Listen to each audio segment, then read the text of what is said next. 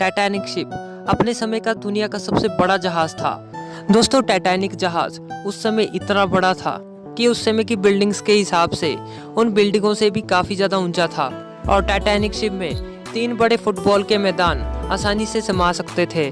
दोस्तों, Titanic ship का पूरा नाम रॉयल मैन शिप यानी कि RMS टाइटैनिक था। दोस्तों, टाइटैनिक शिप को इस तरह डिजाइन किया गया था कि 2224 से भी ज्यादा लोग इस बड़े जहाज में यात्रा कर सकते थे। दोस्तों, टाइटैनिक जहाज अपने आप में ही अटलांटिक ओशन में बसा एक छोटे से शहर की तरह लगता था। दोस्तों, टाइटैनिक जहाज की सबसे खास बात तो ये थी कि ये दुनिया का सबसे तेज चलने वाला जहाज था और टाइटैनिक में जो सीटी लगी हुई थी उसे 15 किलोमीटर दूर तक सुना जा सकता था। दोस्तों, टाइटैनिक को बनाने का जिम्मा व्हाइट स्टार लाइन कंपनी ने लिया था, जो कि एक ब्रिटिश शिपिंग कंपनी थी। दोस्तों, टाइटैनिक जहाज को 3000 वर्कर्स की टीम ने बनाकर तैयार किया था। दोस्तों, इतने बड़े टाइटैनिक के ढांचे को तैयार करना कोई आसान काम नहीं था। कड़ी सावधानी के बावजूद भी टाइटैनिक को बनाते समय लगभग 9 मजदूरों ने अपनी जान भी गंवा दी थी और 240 वर्कर्स गंभीर रूप से घायल भी हो चुके थे। और टाइटैनिक को बनाने में लगभग 48 करोड़ रुपए का खर्चा आ चुका था, जो कि उस समय के हिसाब से काफी ज्यादा अधिक था। दोस्तों, टाइटैनिक की लंबाई 882 फीट थी और 92 फीट ये चौड़ा था और टाइटैनिक की ऊंचाई 175 फीट थी और 46,312 टन वजनी ये विशाल जहाज था। दोस्तों, टाइटैनिक में कुल 10 मंजिला डिब्बे थे, जिसमें से 8 डिब्बे पैसेंजर्स के लिए मौजूद थे। दोस्तों, टाइटैनिक में कुल 4 चिमनियां लगाई गई थी, जिसमें काम सिर्फ 3 ही करती थी और चौथी चिमनी टाइटैनिक की सजावट और जहाज की वेंटिलेशन के लिए लगाई गई थी। दोस्तों, टाइटैनिक को बनाने वाली कंपनी व्हाइट स्टार लाइन का कहना था कि ये कभी न डूबने वाला जहाज है, लेकिन ये किसे मालूम था कि टाइटैनिक जैसा विशाल जहाज कभी पानी में डूब भी सकता है। टाइटैनिक दुनिया का सबसे बड़ा और मजबूत जहाज, जो कि कभी न डूबने वाला जहाज था, आखिर कैसे पानी में डूब सकता था? आखिर उस रात ऐसा क्या हुआ था जिससे कि टाइटैनिक डूब गया? जानेंगे आज के इस एपिसोड में। दोस्तों, टाइटैनिक को बनाने का काम 31 मार्च 1909 को बेलफास्ट के हरलैंड एंड वोल्फ शिपयार्ड में शुरू हो चुका था। दोस्तों, टाइटैनिक के साथ 2 और जहाजों का भी निर्माण किया जा रहा था, जिसमें से एक RMS ओलंपिक था। दोस्तों, टाइटैनिक और ओलंपिक जहाज दिखने में बिल्कुल एक जैसे ही थे। हालांकि ओलंपिक शिप का निर्माण टाइटैनिक से भी पहले 16 दिसंबर 1908 को शुरू हुआ था।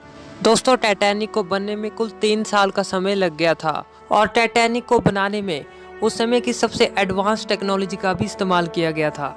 और 1 अप्रैल 1912 को टाइटैनिक शिप को समुद्र में पहले एक्सपेरिमेंट के लिए छोड़ दिया गया। टाइटैनिक ने अपने पहले एक्सपेरिमेंट में बेलफास्ट से आयरिश रिवर तक समुद्र में 150 किलोमीटर के दायरे में सफर किया और उस समय टाइटैनिक में कंपनी के कई बड़े इंस्पेक्टर भी मौजूद थे। और उसके बाद उसी दिन शाम 7 बजे टाइटैनिक बेलफास्ट वापिस लौट आया और एक्सपेरिमेंट के सक्सेस हो जाने के बाद 2 अप्रैल 1912 को टाइटैनिक को यात्रा के लिए ऑफिशियली लॉन्च कर दिया गया। और इसी के साथ ही टाइटैनिक ने इतिहास के पन्नों में अपना नाम दर्ज कर दिया था।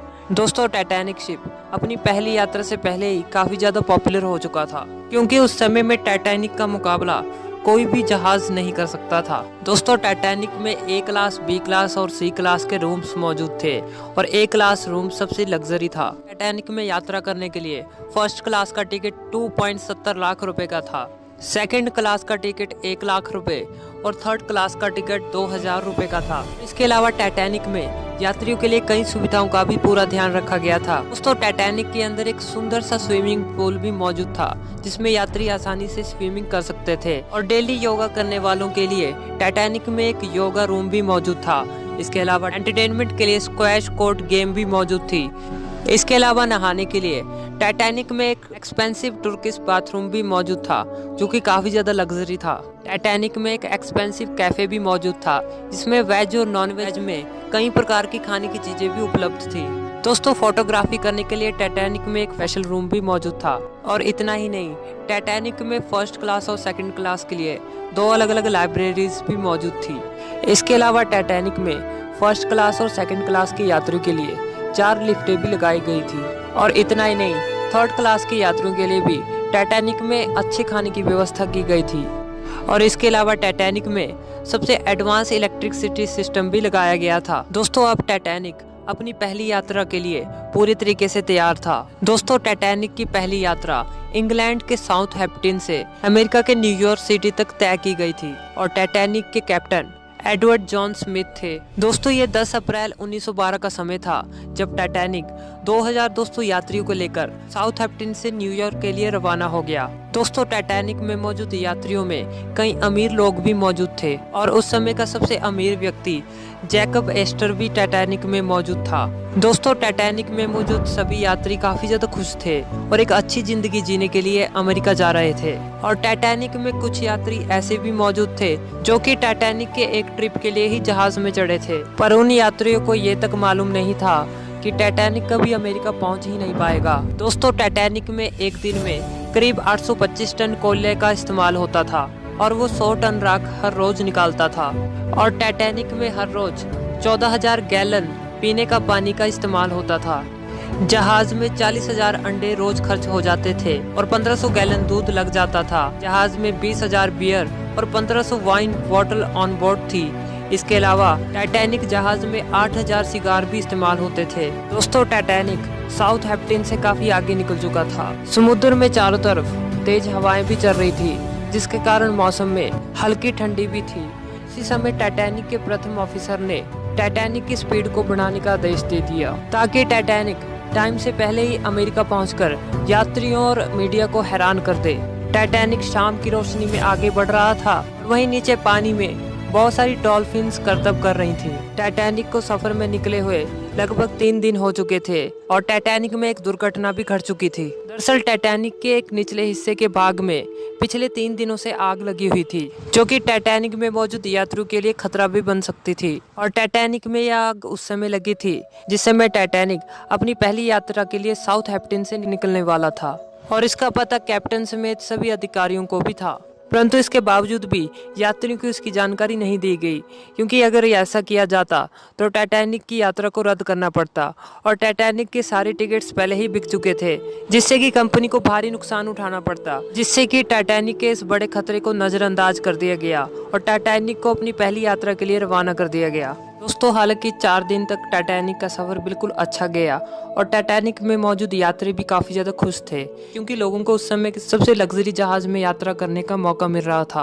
और 5वें दिन टाइटैनिक अटलांटिक महासागर की ओर तेजी से बढ़ रहा था। 14 अप्रैल 1912 को रविवार की रात में समुद्र में काफी शांति थी और आसमान में चांद भी मौजूद नहीं था। चांद न होने पर आसमान में घना अंधेरा होने की वजह से टाइटैनिक के कैप्टन को सामने की तरफ दूर का कुछ भी साफ दिखाई नहीं दे रहा था और जहाज के सामने की ओर देखने के लिए टाइटैनिक में दूरबीन भी मौजूद नहीं थी। हालांकि दूरबीन तो मौजूद थी, लेकिन वो लॉकर में बंद थी और उस लॉकर की चाबी जहाज के पुराने अधिकारी के पास थी, जिसे ऐन मौके पर रिप्लेस कर दिया था, जिससे कि वो अधिकारी लॉकर की चाबी देना भी भूल गया था। हालांकि टाइटैनिक के आइसबर्ग से टकराने से पहले टाइटैनिक के कैप्टन को कुल 6 चेतावनियां भी दी गई थी कि टाइटैनिक के रास्ते में कई बड़े बर्फ के टुकड़े मौजूद हैं, जिससे टाइटैनिक कभी भी टकरा सकता है। लेकिन जहाज के कैप्टन को यह लगा ही नहीं था कि टाइटैनिक किसी आइसबर्ग से टकरा भी सकता है। हालांकि उस रात घना अंधेरा होने की वजह से टाइटैनिक के कैप्टन को सामने की तरफ आइसबर्ग दिखाई ही नहीं पड़ा और कुछ ही देर बाद रात तकरीबन 11:40 पर जहाज के 6ठे ऑफिसर जेम्स मूड के फोन की घंटी बजी और टेलीफोन में ऑफिसर को यह बताया गया कि टाइटैनिक जहाज के रास्ते में बड़ा सा आइसबर्ग खड़ा है। इसके बाद ऑफिसर ने तुरंत इसकी जानकारी कैप्टन तक पहुंचाई और जहाज के कैप्टन को जब तक इस बात का पता चला तब तक काफी देर हो चुकी थी, क्योंकि टाइटैनिक को आइसबर्ग से टकराने के लिए सिर्फ 35 सेकंड ही बचे थे।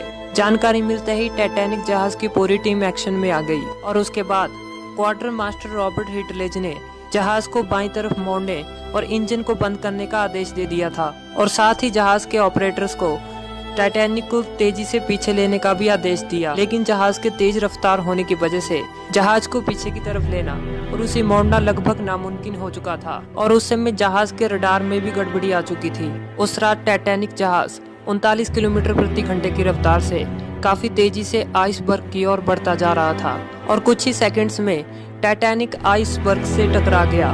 टाइटैनिक आइसबर्ग से उस हिस्से से जा टकराया जहां पर टाइटैनिक के निचले भाग में पहले ही आग लगने की वजह से सारा मेटल कमजोर हो चुका था जिसके कारण टाइटैनिक के निचले हिस्से में आइसबर्ग से टकराते ही छेद होना शुरू हो गए, जिससे कि टाइटैनिक के निचले कमरों में धीरे धीरे करके पानी भरना शुरू हो गया।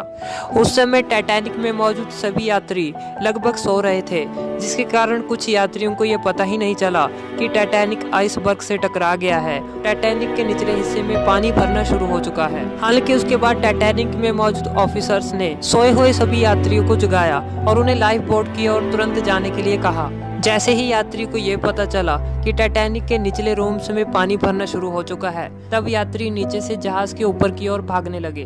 दोस्तों, वैसे तो हर एक जहाज में यात्रियों की सुरक्षा के लिए 40 लाइफ बोट का होना जरूरी होता है, लेकिन हैरानी की बात तो ये थी कि टाइटैनिक जहाज में सिर्फ 20 ही लाइफ बोट मौजूद थी, क्योंकि टाइटैनिक को कभी न डूबने वाला जहाज माना गया था। टाइटैनिक में मौजूद सभी ऑफिसर्स तुरंत यात्रियों को लाइफ बोट से बचाने के लिए जुट चुके थे। दोस्तों, जहाज के प्रोटोकॉल के अनुसार महिला और बच्चों को लाइफ बोट में पहले पहुंचाया जा रहा था, और यही एक कारण था कि उस समय सबसे ज्यादा मरने वालों की संख्या पुरुषों की थी। दोस्तों, वैसे तो हर एक लाइफ बोट में 67 सीटें मौजूद थी, परंतु पहली लाइफ बोट में सिर्फ 24 लोगों को ही बचाया जा सका, क्योंकि बाकी लोगों को ये लगा ही नहीं था कि टाइटैनिक जहाज डूबने वाला है। दोस्तों, उस समय 16 लाइफ बोट्स का इस्तेमाल करने में कुल 80 मिनट का समय लग गया था। दोस्तों, टाइटैनिक जहाज में म्यूजिकल बैंड वाले भी मौजूद थे और वो टाइटैनिक के डूबने तक लगातार म्यूजिक बजाते रहे, ताकि डूबते हुए टाइटैनिक में मौजूद सभी लोगों को हौसला मिल सके। लेकिन दुख की बात तो ये है कि टाइटैनिक में मौजूद किसी भी म्यूजिक बजाने वाले को बचाया नहीं जा सका,